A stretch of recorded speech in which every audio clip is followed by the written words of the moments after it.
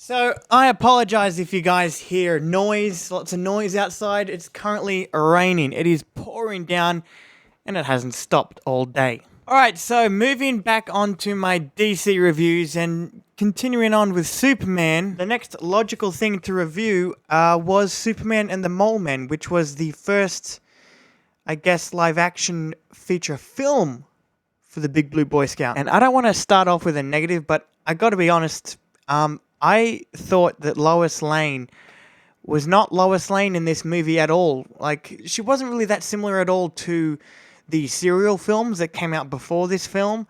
And she wasn't much like she was in the comics either. So, where you would usually see her going against the grain, getting herself into trouble, and ignoring all signs of danger to get the story, she is not like that in this movie, which is sad because that's really the most endearing part of her character and what I love about her so much.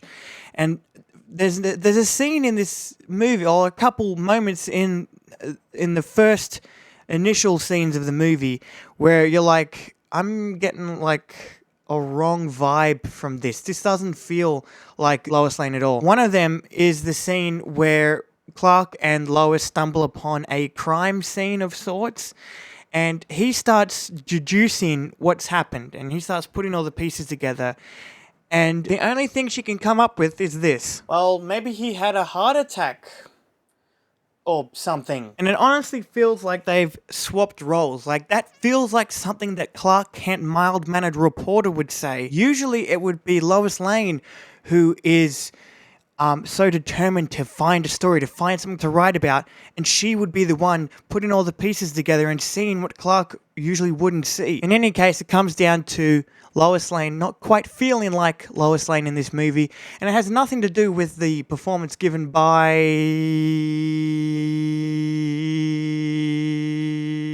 Phyllis Coates. her. Yeah, not her fault, just how Lois and Clark were written in this film. So I've never really talked about this in my previous reviews for the serial films for Superman or Batman. I love how some of the lines are delivered. They're just so bad that you can laugh at it. It's really funny when you see lines like this. Is he dead?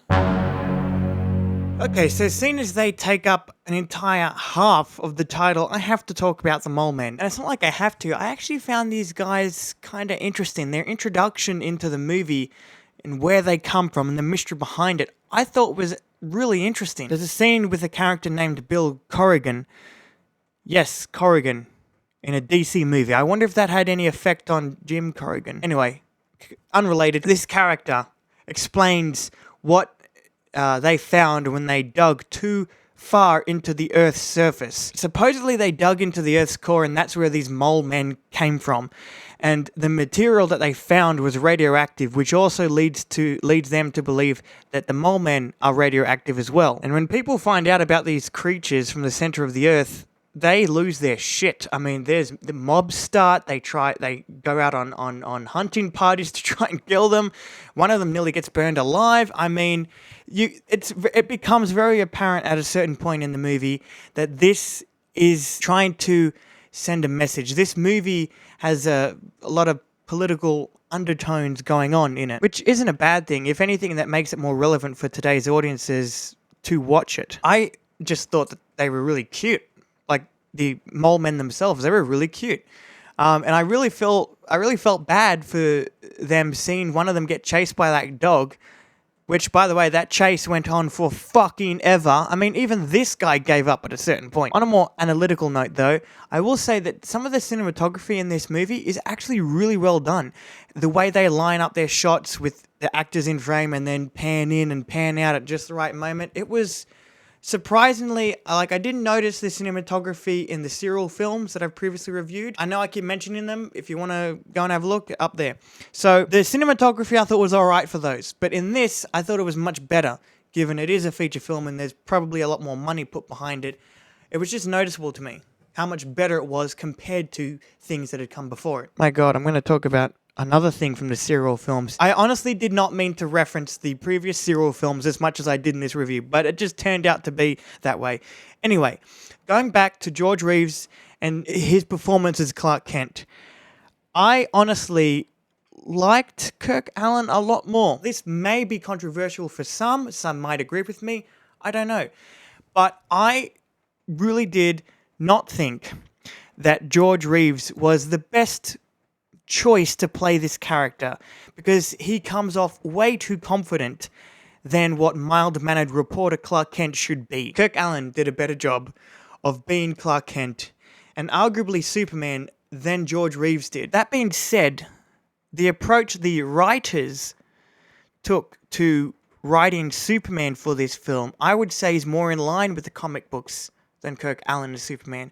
So if you're looking at it from the performance only, I think Kirk Allen did a better job as both characters, and George Reeves didn't do as good of a job. When it comes to the writing on its own, there are moments in the serial films where Kirk Allen would occasionally threaten a foe that he had got a hold of. He'd say things like, "Start talking or I'll..." Are you threatening me? You're threatening me. Superman. Everybody, he's threatening me. Superman's he's threatening me. You're threatening me. I can't believe you're threatening me. How can you do this? You're not Superman. How can you threaten me? You're not threatening me. All right, enough. Jeez, calm down. Okay, so if you were to take those lines and have George Reeves Superman say them, given that George Reeves is more of a confident Clark Kent and confident Superman, he'd come across as more of a dick. Yet if you take what he does, the way the writers write Superman for this, he does feel a lot more like Superman. Like he defends the weak. He's not always, crime fighting. He's just trying to stop this mob from getting radiation poisoning from these mole men. And there's actually a scene where one of the mole men point a weapon toward one of these assholes, and he jumps in front of the beam. He doesn't just let the guy die. Anyway, I guess that's my review for Superman and the Mole Man. In summary, it's okay. I feel like the political message that it delves into does make it more relevant. And I think it misses the mark with some characters, but also gets one thing right in telling us or showing us what makes Superman Superman. With all that said, I will see you in my review for The Adventures of Superman, the show that followed up this movie, also starring George Reeves. So, everything I said about George Reeves for this movie might be different for the show, but I guess we'll have to wait and see, won't we? I'll see you in that review.